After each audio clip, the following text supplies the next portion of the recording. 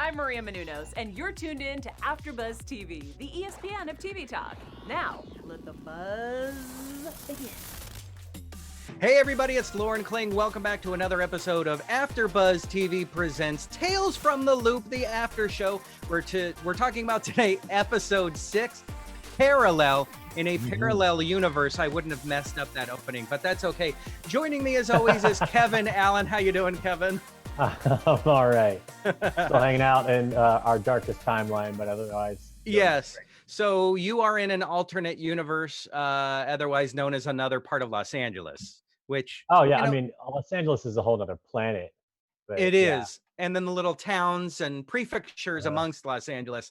Anyway, we're going to talk about this episode, Parallel. We're going to break down the episode. Then you've got some special features and or news to share with us later on. So I do. perfect. So let's dive into this episode featuring Gaddis, the security guard.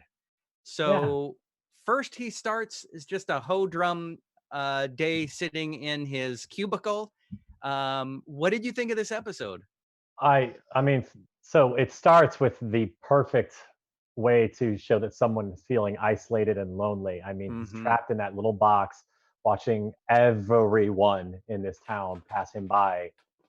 Um, it's just him and his book, and then it starts to rain, of course. Right. So yeah, this was a much quieter, more intimate episode than I think we have been seeing. At the same time, it had a little more humor than I thought we've gotten to see on the show in some moments. And then it ended up on a much lighter note than I think I expected it to.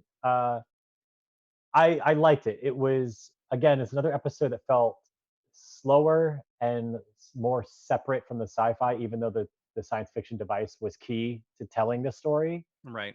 Um, but it was really just about this one guy and his struggle to find human connection. Yeah. And we'll talk later on the special segment as the different types of time travel, but we couldn't really figure out if there's ever been anything quite like this. Gaddis meeting himself in another timeline, but but the big difference is there's no repercussions from that. It's just Yeah, he meets himself and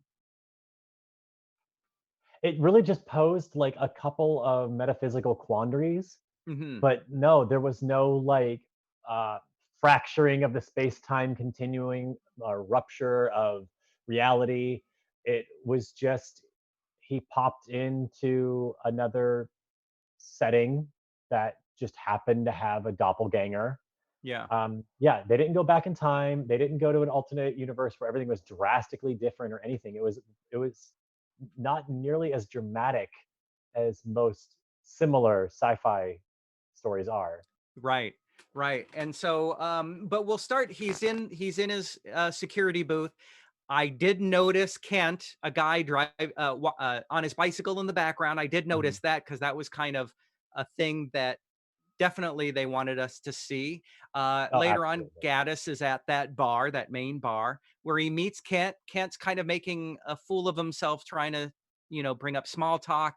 Doesn't really work out. But Gaddis never really having a No relationship chemistry. before. Yeah, there's no chemistry. Gaddis not having any kind of history with anyone doesn't really know how to deal with somebody who expresses interest in him.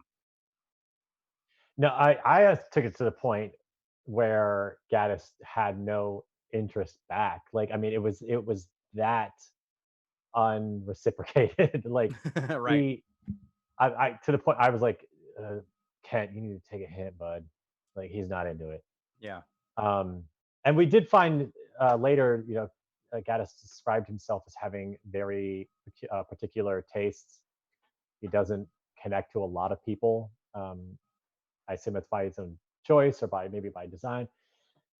But regardless, he was not connecting with Kent at all, as hard as Kent was trying. Yeah. What's interesting is Gaddis is a birder. So he likes to go That's out and her. try to identify birds.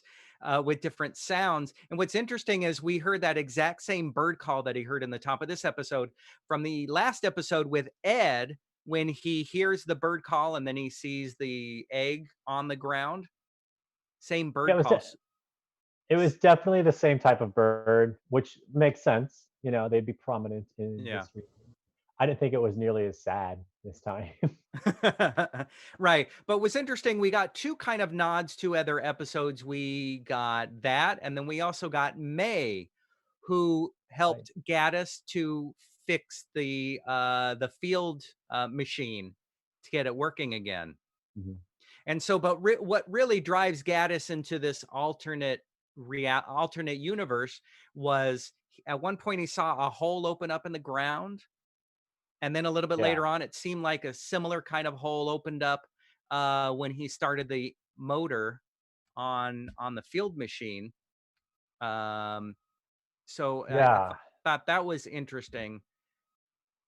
I mean, definitely something definitely happened when he fired up the tractor, uh, which conveyed that okay, something happened, and we discovered he went to an alternate timeline.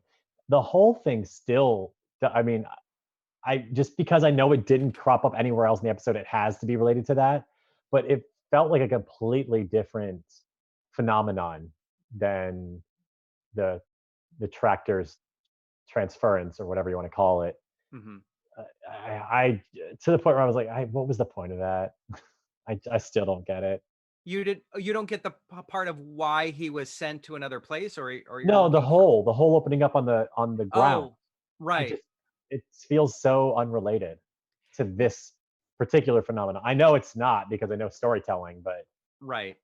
Yeah, I guess we could try to figure out why they might have put it in there. But yeah, you're right. Now, there was a point before he goes into the second dimension, the Gaddis 2 dimension, that I'm going to call it, Planet Gaddis 2. He's having dinner with George and Loretta and talks about a golden clover going from South America to the Arctic to mate. It's romantic, going far for that love, which he will eventually do. And he also mentions it must be nice coming home because the lights are on and someone's there, which yeah, basically is the precursor to what happens when he goes to Gaddis 2. yeah, I guess it does connect on a very literal level as well. I mean, he said it because he's just so almost desperately lonely for a significant other. Uh, but yeah, when he arrives in the second dimension, he goes home and finds the lights are on and his other life is waiting there for him. Right. And Interesting. so not only does he meet himself as doppelganger, where it's nothing more than a chuckle like, "Hey, you're me and I'm you." That's cool. I know what Gaddis 2 was so cool with it. Like, man, wow, Yeah, look at this. I right. look like you. Yeah, That's so great. right. Like, but Gaddis 1 was not having it. To the point where it was like, man, the difference having a companion makes. I felt like Gaddis 2 was a completely different personality. We know that they're the same person, they have the same interests, the same likes, but I feel living in this relationship, or maybe just not working that job, has made him a happier person. And he's just totally cool with this weird change in his life. Whereas Gaddis 1 doesn't have much going for him. Right. So But this is just another problem. getting philosophical as we are wont to do sometimes on these shows, Mhm. it's, we all are on our lives' paths, and there are things that make us come up to a fork in the road. I actually have a podcast series that I created called Five Things That Changed Your Life that talks about this of what are just five things that happen in your life that may or may not have had an effect, a big effect or a little effect, but how those things influence you to even think of them. And so it's interesting that the only other difference in this world, besides the fact that the loop was decommissioned, a few years back, was they didn't have Sleepy John Estes in the Gaddis 2 world. Kind Mhm. of one small little thing that was different, but really it was so insignificant. And of course, the story's not about, ooh, what's different here? What's different there? It's about this relationship of Yeah. I know it's not, but I kept wondering, like, how would that be affected by them turning on the loop or whatever? You know, because they made it seem, and I stopped doing this, trying to figure out the how, but they made it seem like the alternate dimension was created when they turned on the loop, similar to, I don't know if you heard that story about when they turned on the Hadron Collider or another collider, and people theorized that it didn't create another dimension, but it destroyed one, and that's why things are so messed up here. Oh, is this a Um, thing happening now? Oh, okay. yeah, and there's, I mean, I have no idea if there's anything at all to back it up, but it Right. was just when, like, I remember when the Oscars were happening, and we're like, why is Tanya Harding and Tommy Wiseau at the Oscars? What timeline are we in right now? People were like, oh well, yeah, it's because they turned on the Hadron Collider and it just screwed up everything. Yeah. So I felt like that's what they were going for. Because the other difference was Alex was not present in Gaddis One's timeline, and Right. so what's the genesis of that? If it's worth discussing, which it's not, I should stop. It's that I can't even talk today. Oh That's yeah, the I'm probably universe that pronouncing it I'm in wrong. today. Yeah. So what's interesting is Gaddis 1 meets Gaddis 2, and Mhm, Gaddis two's perfect boyfriend or husband, I guess boyfriend, Alex. And mhm, what's interesting is Alex and Gaddis one meet, and Gaddis one says, "Why have you stayed with your Gaddis for so long?" And he says, "Because there's no one like you." Then kisses him. mhm, And later on, there's that conversation um, where both Gaddises talk to each other. Number one says, "You take him for granted." Number two says, "I wouldn't have done this to you. Take him away, maybe." And Gaddis 2 says, "There have been other men. Alex can't help it. The excitement of someone new, even if it's another me, but it always runs its course." That was amazing.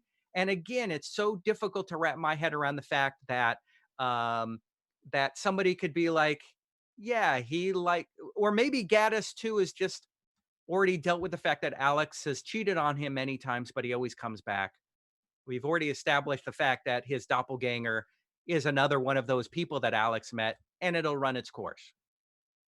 uh, Clearly, Gaddis too has been through a similar and probably less bizarre scenario uh, to what he's facing now. So this one isn't too out of the line for him. Mhm. Um, I mean, how he deals with that kind of relationship dynamic is purely up to him. But yeah, this one didn't. It almost seemed like a better version of what he's been dealing with, because he's like, at least this time he's cheating on me with me. So, but yeah, he's definitely been through it before. He didn't seem put off by Alex cheating. He seemed more put off by the fact that he would betray himself. You know, that Gaddis one would do that to him. Right. Right. Well, That it's interesting. I Yeah. wouldn't do this to you. You know, Right. would you though? It's interesting how Gaddis one kind of through the course of living in this other world became emboldened in a way, in a strange, unique way. He had been writing in his journal of his love for Alex, which goes back to goes back to him finding a picture of Alex inside the field machine, Hmm. right before the transfer to the new dimension. So there was Yeah. this unknown person he had been dreaming about forever. Finally Hmm. meets him. What do you do? And Yeah. he says, if you love him, then you can love me too. Yeah. He's created this image of Alex. He's not in love with Alex so much as is the idea of Alex that he Hmm. himself has created based on this photograph. And and when he finds out that Alex does in fact play piano, well then it's got to be right, Yeah. because I thought he played piano based on the picture. Um, then you find out he's woodworking, and so it just adds to like the rugged handsome motif. Like it makes perfect sense that he would be pining after this ideal he's been holding on to for so long, because Hmm. he's got high standards. He's created this ideal for himself and no one lives up to it. He finally meets the one guy who is at least a very good resemblance of it. So yeah, he's gonna go after it. Yeah, I love the end of this episode when Gaddis is like, I need to leave, and walks to this diner, sits down, and there's Kent, another Kent, Yeah. who kind of Hmm. says the roles are reversed. Hey, are you new here? And it's basically a second chance for Gaddis. Yeah. And it's it's weird to me because I felt to see that play out because I felt like this Kent was a totally different person. I guess in a similar way that I felt that Gaddis too had a totally different personality, the same interests, same Hmm. hobbies, but just because he lived a different life is just has a different attitude towards it. This Kent wasn't so awkward and so brash as to say things like, "Man, this music sucks, doesn't it?" You know, Right. um, and maybe that's because the roles were reversed, like you had said when he got the "Oh, never mind." Like, okay, Kent back down, and then Gaddis took the initiative here. But it was very nice to see that. Oh, okay, Kent, whichever one you're with, is also a bird watcher, as I'm Hmm. going to call it, and has similar interests, and actually, and you know that he's attracted to you because the other one was. So Yeah. there's hope if you just listen to his doppelganger, stayed one day more. You know, he Yeah. was right. So that's kind of a recap of this episode. It was really nice. I Yeah. kind of wonder. It kind of seems like Gaddis one is just staying in this alternate universe. I don't think there's necessarily a way back. They because they started the machine and nothing happened. I I concur. Couldn't tell you why nothing Yeah. happened, but it Oh, didn't. it could be Oh. because in the Gaddis one world, the loop was still in operation, and so they might have done an experiment. That's why we maybe saw the hole. Where in Gaddis 2 world, the loop had been Oh. decommissioned. There we So the go. loop isn't exuding whatever mystical energy it is to make all this weird Right. stuff happen. Right. Yeah, there That's we go. good. All Okay. right. On that, Regardless, yeah. I know we're gonna, like we say predictions for later. Regardless, I do not think we're gonna see Gaddis one ever again. Oh, that's interesting. All I right. don't. They're gonna be like, "Where's the security guard? He's gone. He vanished just like Alma did."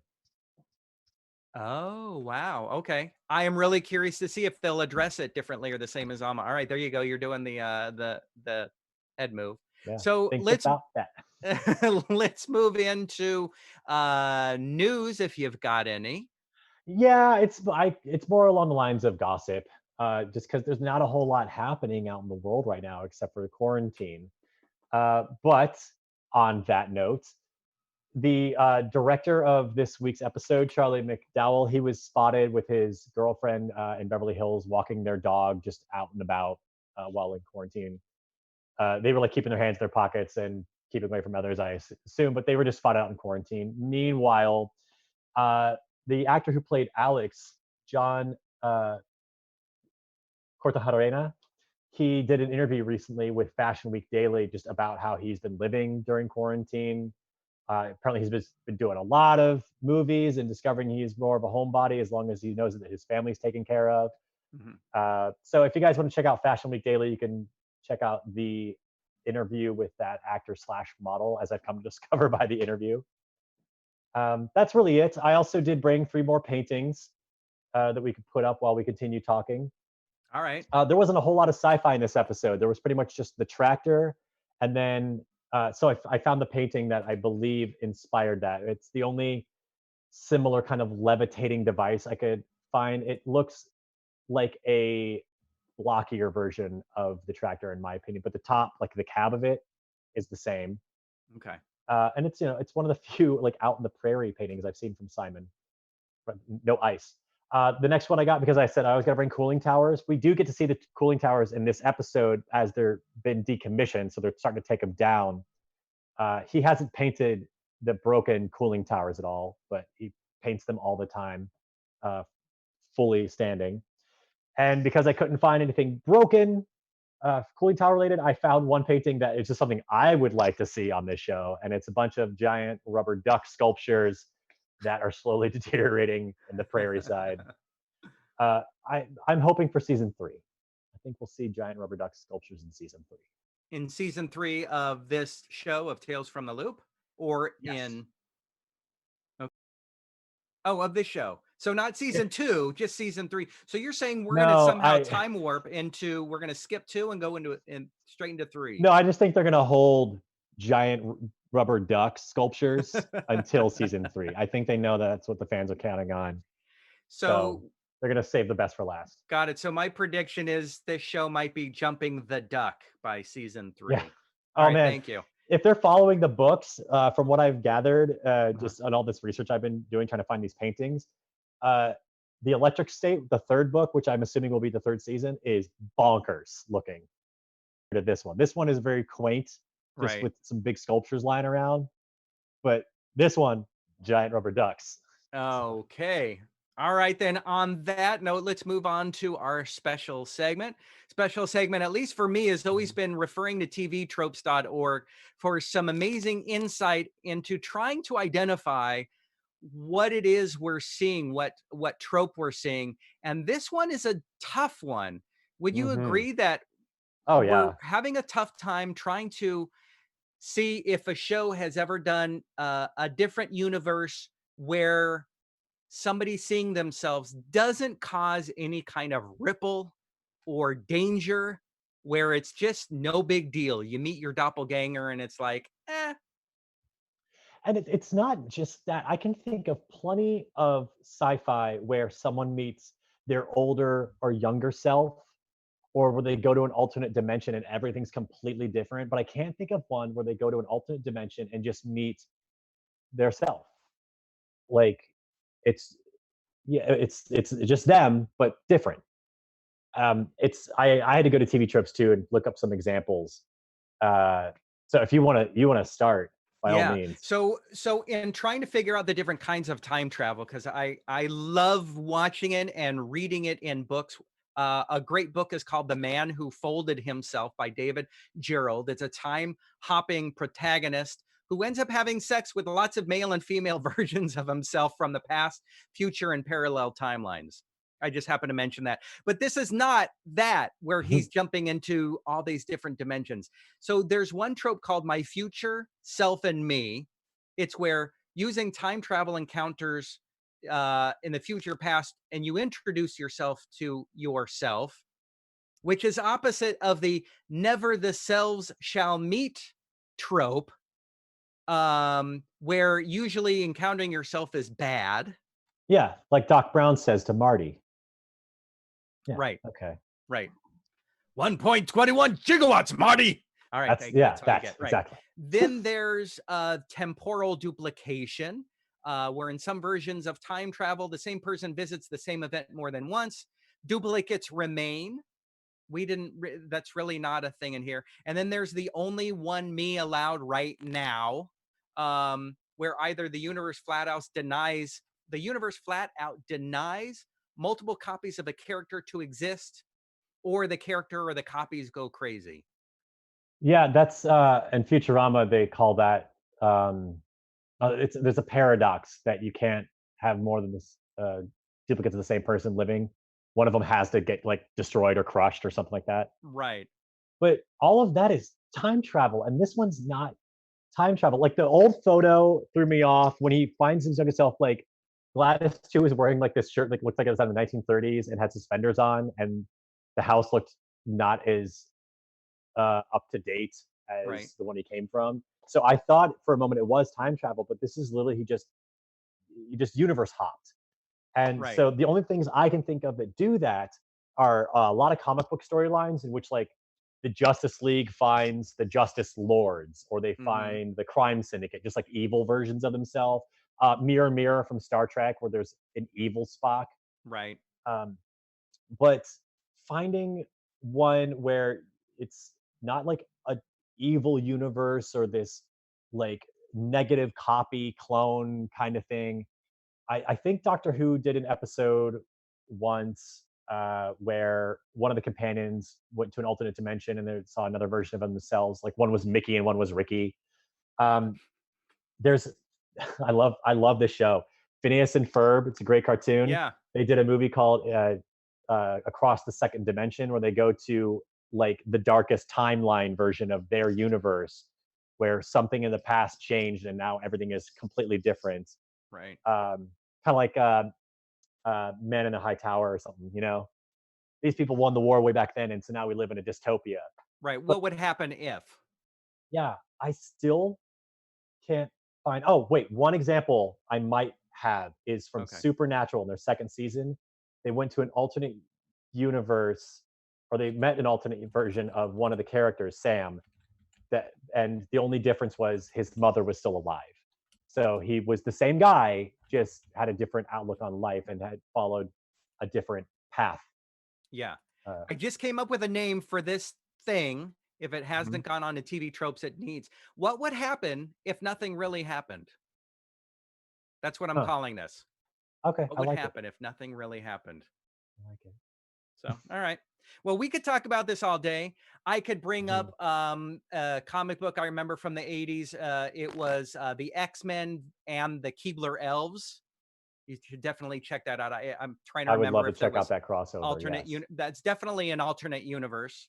that's One better than the DC Colonel Sanders crossover.